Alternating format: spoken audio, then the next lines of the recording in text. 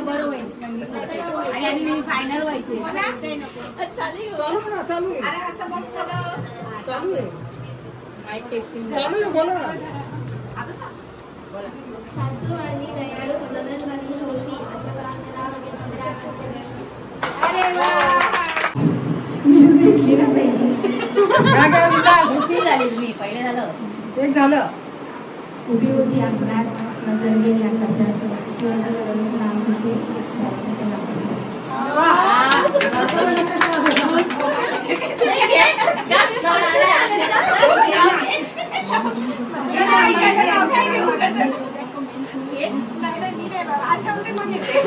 हा तोपर्यंत जाऊ दे, पुढे पुढे धावा यांना द्या. कोण बोलतोय आता? टाळ वाजे विणा वाजे सुंदर दुसरं का? टाळ वाजे मृदुंग वाजे सुंदर वाजे विणा मंगेशरावांचं नाव घेते वंदे मातरम म्हणा.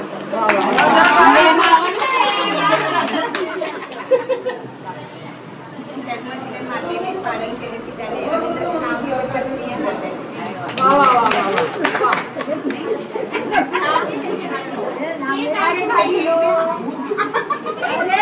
घ्या घ्या हे बाई घे.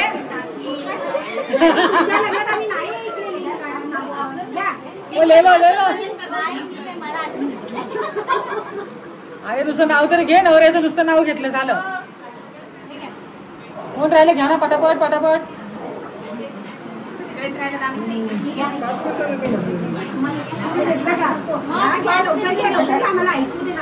भाभी ले लो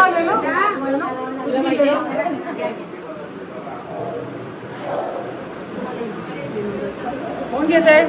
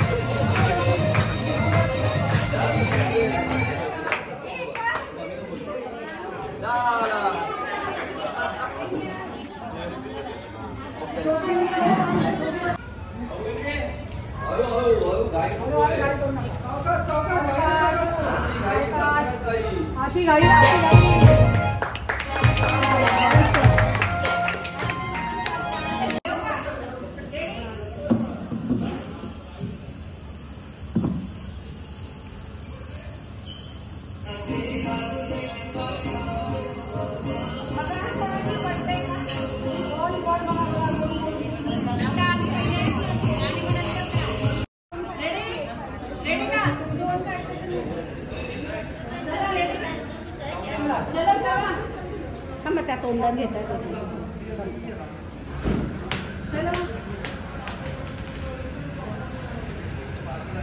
वाजव का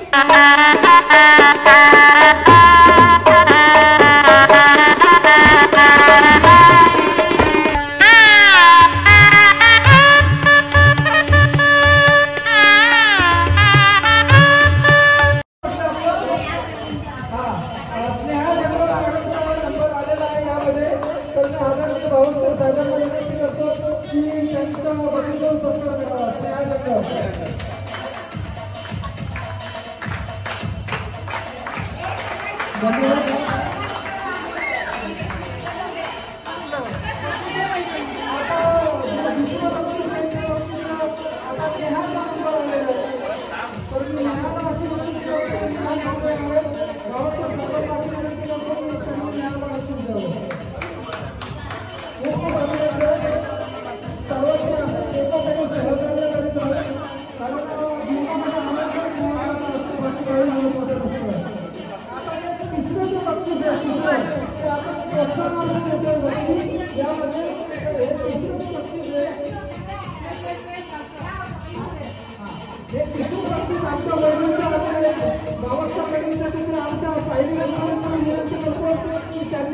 बक्षीस द्यावं या बक्षीस तिथे चालू देणार नाही आपल्याला बक्षीस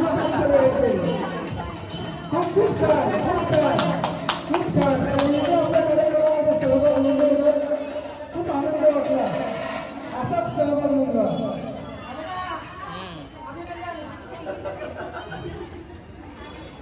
फोटो काढायला सांगितलंय तुला रेकॉर्डिंग नाही आता जे चमचा कोटीमध्ये पहिला नंबर कुणाचा आला बाबा चमचा कोटीमध्ये हा असा पाटील बहिणीचा पहिला नंबर आलेला आहे पाटील बहिणीचा तर मी आमच्या आदरणीय सुनील साहेबला विनंती करतो की त्यांनी पाटील बहिणींना द्यावं खूप छान धन्यवाद पाटील बहिणीचे विशेष आभार की हा कार्यक्रमामध्ये त्यांचा सिंहाचा वाट आहे साफसफाई करण्यामध्ये किंवा आमंत्रण देण्यामध्ये दुसरा नंबर कोणाचा आलेला आहे आणि त्या बहिणींचा नंबर आलेला आहे तर मी आमच्या भावाच्या साहेबांना विनंती करतो की त्यांनी त्यांना बक्षीस द्यावं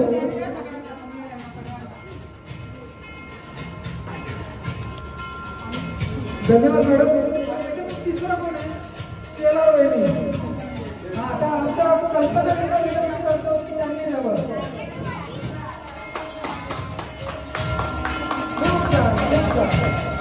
धन्यवाद अभिनंदन हां आणि आता आणखी एक छोटंसं बक्षीस आहे ॲक्च्युअली हा पेन आहे हा पेन मी वैष्णवीला देतोय कारण का माहिती का तिने भरपूर मागवड्या वगैरे काढल्या त्यामुळे काहीतरी पुढे आणि अतिशय चांगल्या प्रकारे तिने सहकार्य केलेलं असं सहकार्य खूप खूप छान आदरणीय आरोग्य साहेब तुला 200 रुपये मिळते हे बघा थोडंसं काम केलं तर फायदा होत होतो आता ही जी पुस्तक आहे बाबासाहेब साहेबांच्या आईच्या जीवनावर वाण्याच्या नावाचं जे पुस्तक आहे वाण्याच्या आई एक वर्षापूर्वी बाबासाहेब साहेबांच्या आईचं निधन झालं त्यांच्या आईवर खूप प्रेम होतं तर हे वाण्याच्या आई पुस्तक लिहिलेले 2 मिनिट त्या पुस्तकाबद्दल सांगते नमस्कार आता या पुस्तक लिहिण्याच्या मागे सर्व श्रेय आहे याकडे जाधव सरांचं आहे आज 30 जूनला आईला जाऊन 1 वर्ष झालं तेव्हा माझ्या मनात संकल्पना आली की आईचं आत्मचरित्र आपण लिहावं आईवर खूप प्रेम होतं सर्वांचं असतं तर माझं थोडं जास्त होतं असं म्हटलं काय मावळं होतं नाही त्यामुळे जी काय लहानपणापासूनची स्टोरी होती ती मी आपली जाधव सरांना सांगितली आणि म्हटलं बाबा की तुमची वाक्यरचना खूप छान आहे तुमचं स्पीच छान आहे तुमची लेखणी चांगली आहे तर तुम्ही ते पुस्तक लिहावं त्यांनी मला अवघ्या 8 दिवसामध्ये ते पुस्तक लिहून दिलं आणि ज्यावेळी मी माझ्या आईचा स्टॅच्यू बनवायला दिलेला होता त्याचं ओपनिंग होतं आणि त्याच वेळी याचं पब्लिकेशन सुद्धा आम्ही केलं तर अशा प्रकारे मी जाधव सरांचे उपकार आणि आभार मानतो की त्यांनी मला ही मदत केलेली आहे आणि माझं आत्मचरित्र आईचं आत्मचरित्र आज जग प्रसिद्ध झालेलं आहे अजून तुम्ही गुगलला बघाल किंवा कुठेही बघाल तर ते फेमस झालेलं आहे धन्यवाद बाबासाहेब साहेबांनी जेव्हा मला सांगितलं त्यांची आई सुद्धा आपल्या कार्यक्रमामध्ये यायची चांगला घरोघरचा संबंध यायच्या नेहमी कार्यक्रमात तर ते मला म्हटलं की मला आईबद्दल लिहायचं आहे पण लेखणी हा माझा प्रांत नाही आता लेखणी हा माझा प्रांत आहे त्यांना माहीत होतं मी लिहितो म्हणून तर मी अगोदर होणं केलं कारण मी स्वतः माझ्या कामामध्ये खूप बिझी असतो पण नंतर म्हटलं नको आईच्या पुस्तकाबद्दल लिहायचे आणि मला थोडीशी माहिती होती बाकीची सगळी माहिती त्यांनी पुरवली रफ याच्यामध्ये त्यांनी माहिती पुरवली नंतर पण त्यांनी मला एक प्रश्न विचारला मला सांगायला तुम्हाला अतिशय आनंद वाटेल कारण हा प्रश्न विचारणारा माणूसही मोठा आणि त्याचं उत्तर देणारा माणूसही माझ्यासारखा मोठा त्यांनी मला विचारलं की सर तुम्ही पुस्तक लिहिताय माझ्या आईच्या जीवनावर पण तुम्ही मानधन काय देणार याचं तर मी म्हटलं की आईच्या याच्याबद्दल आईला कधी मानधन घेत नाही आईच्या पुस्तकाबद्दल 1 रुपया जरी मी घेतला तर माझ्यासारखं तू आहे माझ्या जिंदगीवर मग त्यामुळे मला जसं जमलं तसं मी लिहिण्याचा प्रयत्न केला आणि ते बरोबर बोलले हे पुस्तक एवढं तुफान चाललं की अगदी भारताच्या बाहेर पण याच्या आवृत्त्या गेल्या आणि कितीतरी आमच्या दोघांचे कॉमन मित्र पोलीस अधिकारी मित्र कितीतरी फोन करून यांच्याकडे रडतात आणि माझ्याकडे रडतात काय भारी पुस्तक लिहिलं छान म्हणजे असं भावनिक हे पुस्तक आहे आणि ते आले इथे कार्यक्रमाला तर माझ्या पटकन लक्षात आलं की म्हटलं याच्यामध्ये एवढी लोक आहेत पुस्तकं कमी पडली तर नंतर आपण लिहू शकतो पण यामध्ये 2-5 तरी आईवर प्रेम करणारे माईचे लाल असतील किंवा माईच्या मुली असतील की ज्या ते पुस्तक वाचतील आणि काहीतरी घेतील त्यापासून, आणि आपल्या आई वडिलांवर, सासू सासऱ्यांवर, एकूणच मानव जातीवर आणि घरातल्या मित्रमंडळींवर, प्राणी मात्रांवर कसं प्रेम करायचं याचा वस्तुपाठ आमच्या भावस्करांकडून तुम्हाला मिळेल. आईचा पुतळा त्यांनी बनवला तेव्हापासून ते पूर्वीपासून त्यांच्या बरोबर आहे. आणि मग नंतर कार्यक्रम झाला, त्यांना आठवत असेल तर त्या कार्यक्रमाची अँकरिंग पण मी केलेली, आईच्या पुतळ्याचं आठवण झालं वगैरे असं. आता पुतळा खूप चालतात इथे बाजूच्याच बिल्डिंगमध्ये ते राहतात. कधी तुमच्याकडे वेळ असेल तर मी तुम्हाला अशी विनंती करेन, आवर्जून जाऊन त्यांचा पुतळा बघा. देवी देवतांचे पुतळे तुम्ही बघितले असतील, पण आईचा पुतळा लावणारा हा एकमेव माणूस म्हणून त्यांच्यासाठी टाळ्या वाजतात. मी ते फार मोठे काम केलं नाही, माझ्यातर्फे काहीतरी त्यांच्या आईचे माझे ऋणानुबंध असतील, काहीतरी मी देणं असेल त्यांचं म्हणून माझ्या मागे उडवून झालं. तरी ते म्हटले की लेखक म्हणून तुमचं नाव द्यायला म्हटलं नको, प्रस्तावने तुम्ही राहू दे, तुमची आई लेखक म्हणून तुमचंच नाव राहू द्या. पण त्यांच्या मनाला मोठेपणा, काही लोक असे असतात की आपण त्यांना लिहून देतो, मी अनेकांना लिहून दिले, ती लोक त्यांच्या नावावर खपवतात. पण एकमेव माणूस हे प्रकाशनाच्या दिवशी आणि जाहीर स्टेजवर सांगितलं. मी तर माझा जीव गेला असता तरी मी सांगितलं नसतं तुम्हाला. एनिवेज आपण सगळे इथे आलात. मी अशा आमच्या बहिणीला विनंती करतो की ह्या पुस्तकाचं त्यांनी इथून सुरुवात करावी, हे पुस्तक वाचावं, म्हणजे वाटावं त्यांनी, आमच्या कल्पनाबाईपासून सुरुवात करावी यामध्ये. आणि प्रत्येकी एकच जेव्हा मराठी कळत असेल तर ना, हा आता ते जाणं गरजेचं आहे. मराठी कळायला पाहिजे त्याच्यामध्ये. तिकडे पाटील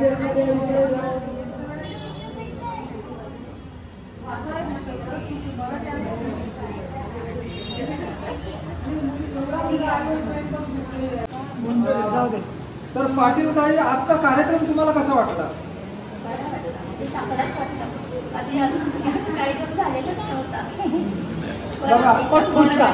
मित्रांनो, हे आपल्या कार्यक्रमाला पोचपावती आणि इथे असा कार्यक्रम झाला होता आणि या कार्यक्रमाच्या माध्यमामधून खूप झाला ना तुम्ही. वा वा वा, धन्यवाद धन्यवाद. टाळ्या वाजवा रे. आता आमच्या दुसऱ्या भावस्कर वहिनी त्यांना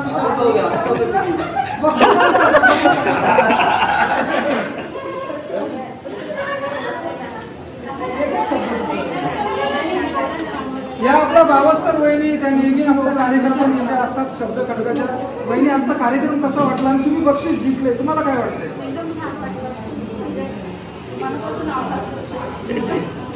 दरवर्षी असे कार्यक्रम आयोजित करा, दरवर्षी खूप छान दरवर्षी. खूप छान. धन्यवाद धन्यवाद. आता मी तिसरे जे मनोगत ते व्यक्त करायला ते आपल्या कार्यक्रमाचे आजचे अध्यक्ष होते, ते आपल्या ॲडव्होकेट प्रदीप बावस्करांना बोलवतो. ॲडव्होकेट प्रदीप बावस्कर हे आपल्या शब्द खडक डिजिटल वृत्तपत्राचे कायदेविषयक सल्लागार आहेत. तर बावस्कर साहेब, एकूणच तुम्हाला कार्यक्रम कसा वाटला आजचा? आज स्वातंत्र्य दिनाच्या निमित्ताने जाधव साहेबांनी जो प्रोग्राम अरेंज केलेला आहे तो एकदम वाचवण्यासारखा आहे. तो की लेडीज आज स्वतंत्र भारतामध्ये लेडीज आपल्या कामाधंद्यामध्ये गुंतलेले असतात, पण त्या लेडीजला त्यांनी जो आज काय आनंद दिलेला आहे त्याच्या चेहऱ्यावर तुम्ही बघत असाल. आता संचारपुटी झाले, संगीत खुर्ची झाली, डान्स केला त्यांनी, म्हणजे त्यांना एक वेगळं काहीतरी आज सिच्युएशन त्यांनी आज दिलेलं आहे आणि महिला खुश झालेल्या आहेत. त्याचप्रमाणे आज आपल्या शब्द खडकचे आज 18वं वर्ष आहे. त्या निमित्ताने सुद्धा हा प्रोग्राम अरेंज केलेला होता. खूप खूप धन्यवाद जाधव सरांना. आणि यापुढे मी अशी विनंती करेन की सुद्धा समाजाला त्यांनी आनंद ठेवण्याचा प्रयत्न करतात आणि यापुढेही करावा आणि जनतेने सुद्धा त्याचा लाभ घ्यावा. धन्यवाद बावस्कर साहेब. आता मी या कार्यक्रमाच्या व्यवस्थापका सायली बनसोडे यांना सांगेन की त्यांनी 2 शब्द सांगावे कार्यक्रमाबद्दल. नमस्कार. सगळ्यात महत्त्वाचं म्हणजे सगळे आमच्या शिवनाथ सोसायटीच्या संपूर्ण महिलांचं पहिल्यांदा अभिनंदन. तर वेळात वेळ काढून एवढ्या वेळ राहिल्या सगळ्यासाठी. आणि दुसरी गोष्ट, हा प्रोग्राम इतका भारी झाला की जाताना सगळ्या मला म्हणाल्या इतका भारी ऑर्गनाईज केला तुम्ही ना, आता आपला एक प्रोग्राम आपल्या टेरेसवर व्हायला पाहिजे, तुमच्याच कडनं तुम्हीच ऑर्गनाईज करायचा. म्हणजे एवढं मस्त वाटलं आजच्या दिवशी, फार छान वाटलं. आणि विशेष म्हणजे सगळ्या नाचल्या.